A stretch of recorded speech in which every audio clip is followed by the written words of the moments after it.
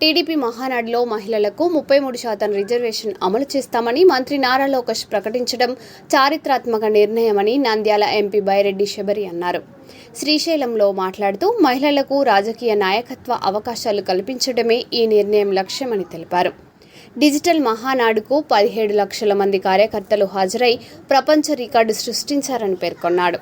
ఎన్టీఆర్ చంద్రబాబు ఆశయాల కొనసాగింపునే ఈ నిర్ణయం వచ్చిందన్నారు. అందరికీ నమస్కారం.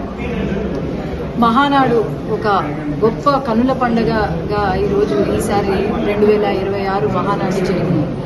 మొట్టమొదటిసారిగా డిజిటల్ ఒక హైబ్రిడ్ వెరైటీగా ప్రతి క్లస్టర్లో కూడా రాష్ట్ర వ్యాప్తంగా ఈరోజు మహానాడు చేసుకున్నారు అంటే చాలా గర్వంగా చెప్పుకోవాలి. దాదాపు 17 లక్షల మంది కార్యకర్తలు పాల్గొన్నారు.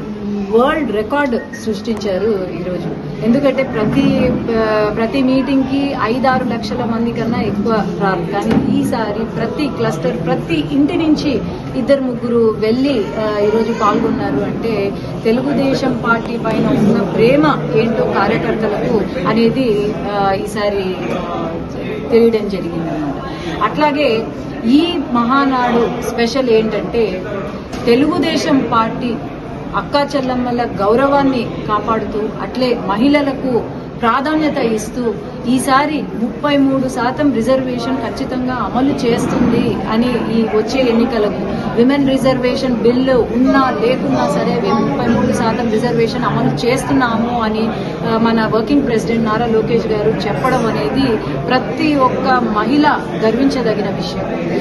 ఆనాడు ఎన్టీ రామారావు గారు మహిళల కోసం పెట్టిన, నా అక్క చెల్లమ్మల కోసం ఈ పార్టీ పెట్టినాను అని ఆనాడు చెప్పారు.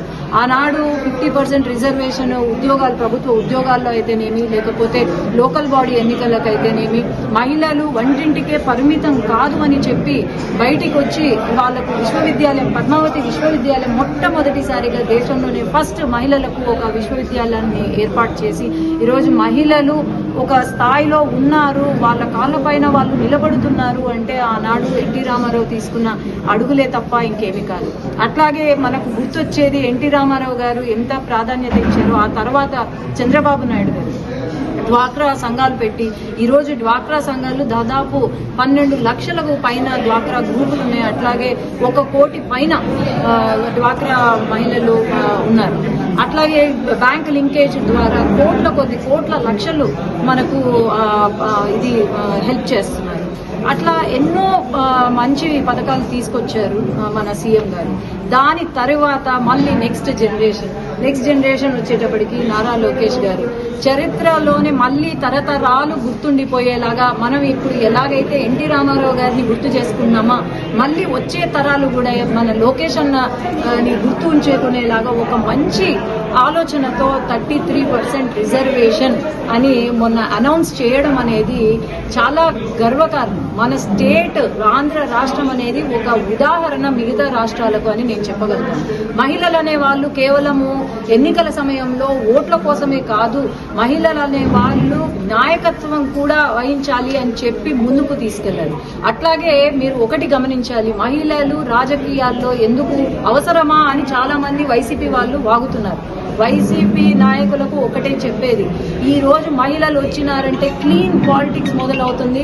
ఖచ్చితంగా మీలాంటి గొడ్డలి పార్టీలో ఉన్న నాయకులు మళ్ళీ రాజకీయాల గురించి ఆలోచన చెయ్యకుండా జరిగేదే ఈరోజు ఒక మార్పు తీసుకొస్తుంది.